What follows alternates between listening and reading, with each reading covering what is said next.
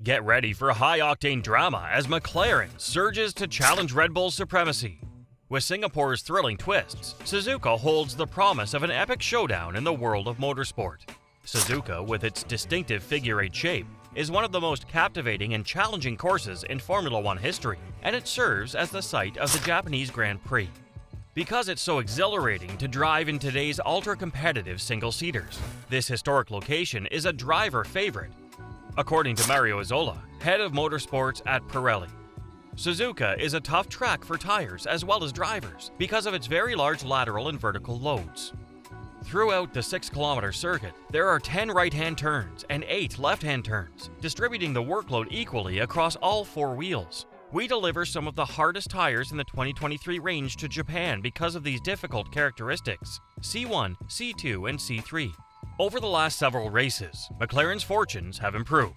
Given Norris's P2 performance in Singapore and Piastri's P7 finish after a terrible racing weekend, it appears that they will compete for the greater prize in Suzuka.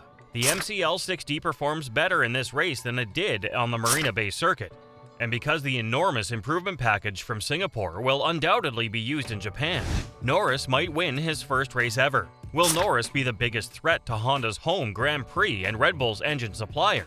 Or will the run of Red Bull not winning a race end? McLaren had a rough start to the season but managed to gain some substantial points and even a few podium finishes, following a few improvements that arrived in Austria, Silverstone, and Singapore. More significantly, Norris set a record by being the first driver to lead a race start for 5 laps without being a Red Bull driver. And even if Sainz did surpass that record in Monza, the fact that McLaren amassed 86 points in just 4 races suggests that they're not in this for the sake of playing games, but rather to win races and perhaps championships. While the battle for the top 3 spots in the Constructor Championship is largely over, McLaren is still holding out hope that P4 is within their grasp.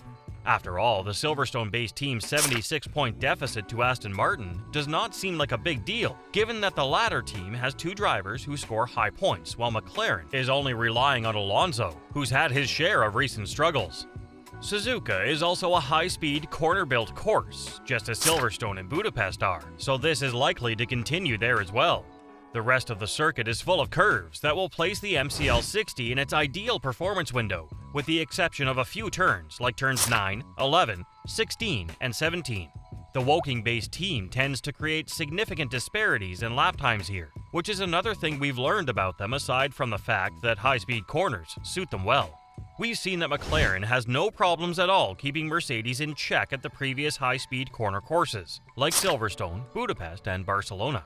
Yes, Hamilton did manage to finish in front of Piastri in both Silverstone and Budapest, but in the first race, it was mostly because of the safety car situation.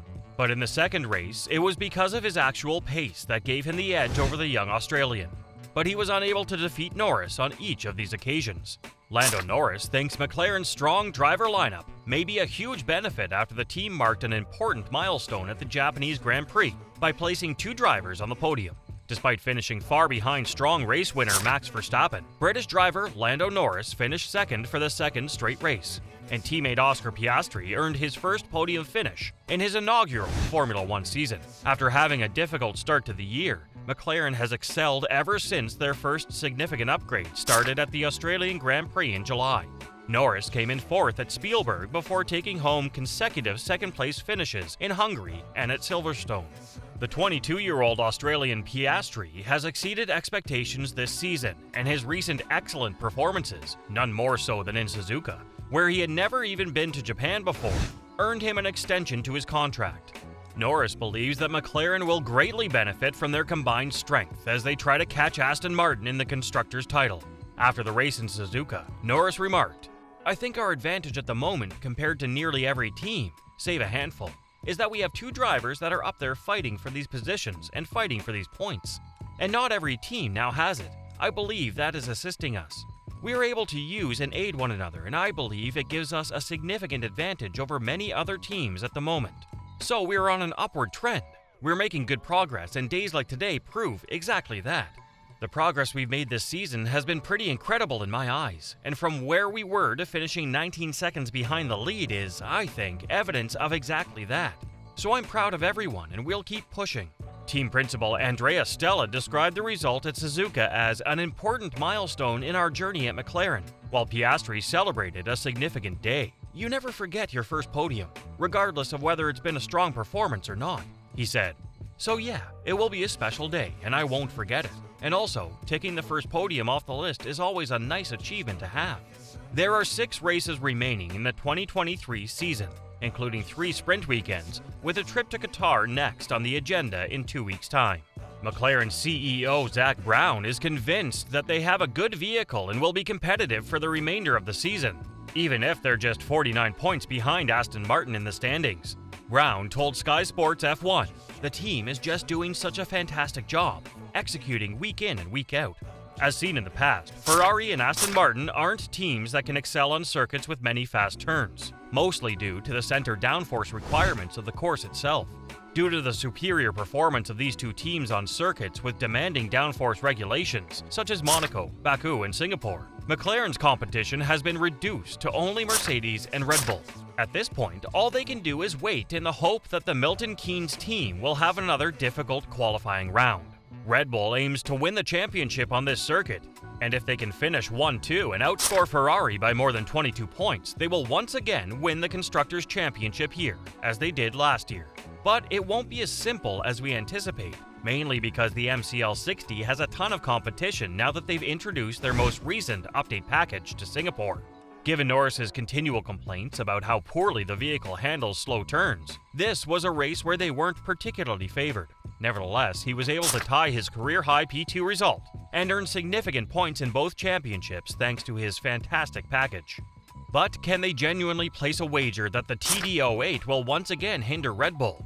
Zak Brown does not think that the troubles will persist at Suzuka, mainly because the track's surface won't take as much of a toll as it did in Singapore, despite the fact that it was a nice sight for the sport to not see any of the Austrian team's drivers in Q3.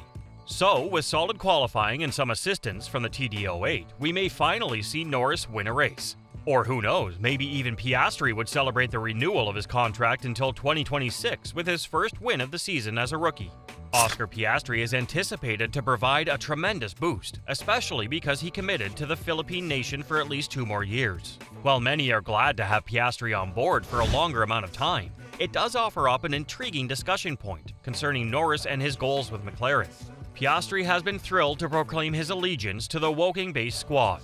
One thing is certain, McLaren is headed in the right direction, and they might be in for a big surprise. As a result, the competition between Piastri and Norris will undoubtedly grow more intense in the remaining months of the year, as well as in 2024.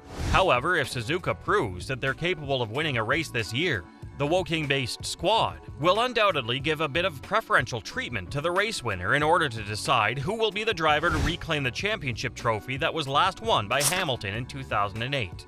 As the racing season unfolds, McLaren's resurgence promises thrilling battles on the track. Will they disrupt Red Bull's dominance? Will Norris secure his maiden victory? Stay tuned for an exciting showdown at Suzuka and follow the championship chase. Don't miss a moment of action. Subscribe and cheer for your favorite team.